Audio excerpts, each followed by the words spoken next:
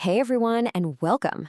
So, today we're going to dive into one of the biggest, most complex symbols in the entire biblical narrative, the city. And we're going to trace its meaning by following the story of one city in particular, Babylon. So, let's just start with a massive question. What's our ultimate purpose, as human beings? And I mean, you could come up with a ton of answers, right?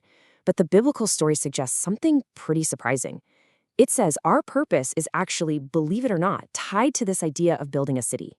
Now, this might be a real game changer for how you see the whole story. See, in the biblical narrative, building a city wasn't some kind of mistake. No, it was the original plan. The whole idea was for the first humans to be fruitful, multiply, and basically transform the Garden of Eden into what you could call the city of God.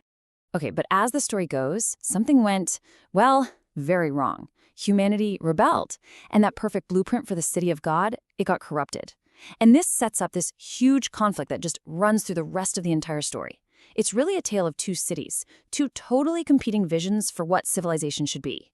One is built on God's design, grace and holiness, while the other is built on human rebellion, totally driven by pride and self-glory.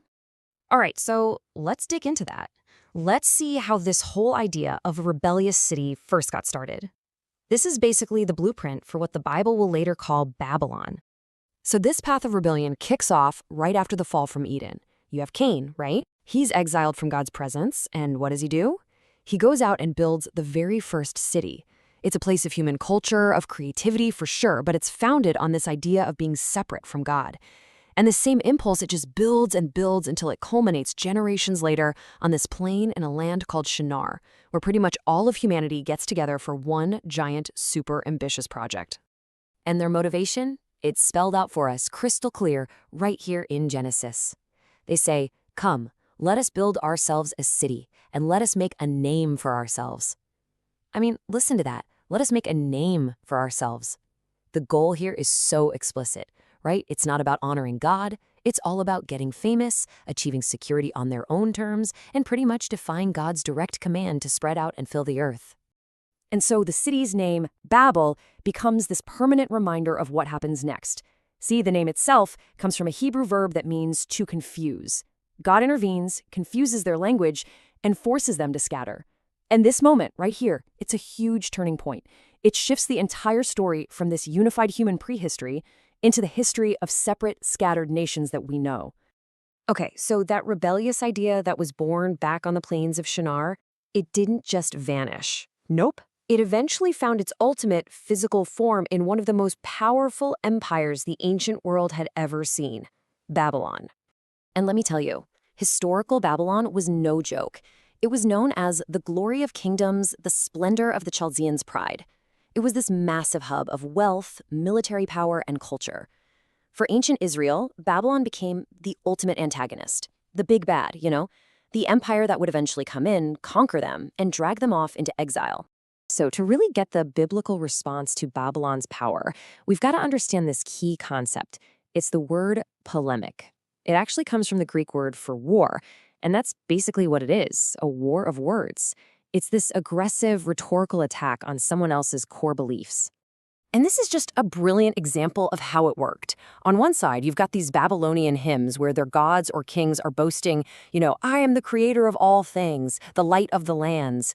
So what does the prophet Isaiah do? He takes that exact literary style, that arrogant self-praise, and he flips it right back on them. He has God say, "Wait a minute, wasn't it I, the Lord? There is no God beside me. It is I, the Lord, who made everything." It is just a masterful piece of what you might call rhetorical judo. So, here's the thing. Even after the physical city of Babylon eventually fell to the Medes and Persians, its name, what it stood for, that didn't die. Instead, it grew into something even more powerful, an enduring symbol that would last for centuries.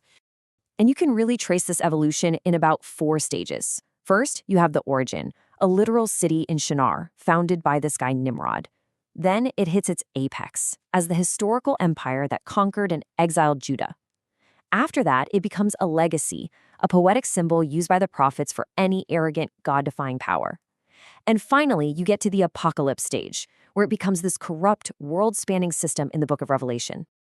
And that final stage is summed up in this, incredibly intense quote from Revelation, which calls the symbolic city Babylon the Great, mother of prostitutes and of earth's abominations. At this point, Babylon represents the ultimate form of worldly corruption.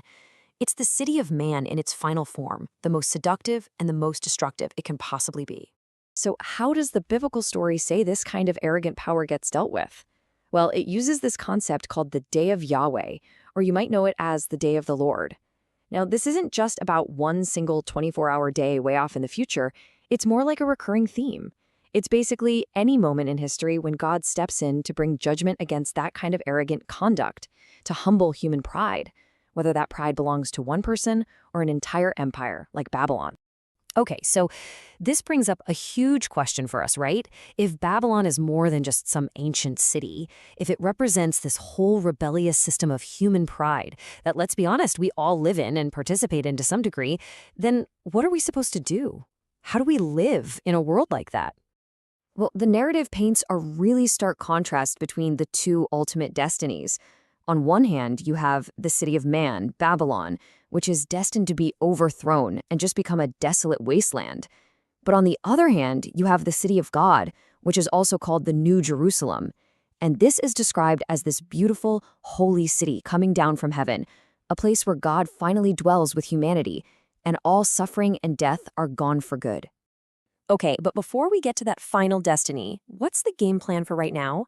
It's interesting. The prophet Jeremiah gives some really surprising and, I think, nuanced advice to the actual Jewish exiles who were living in historical Babylon.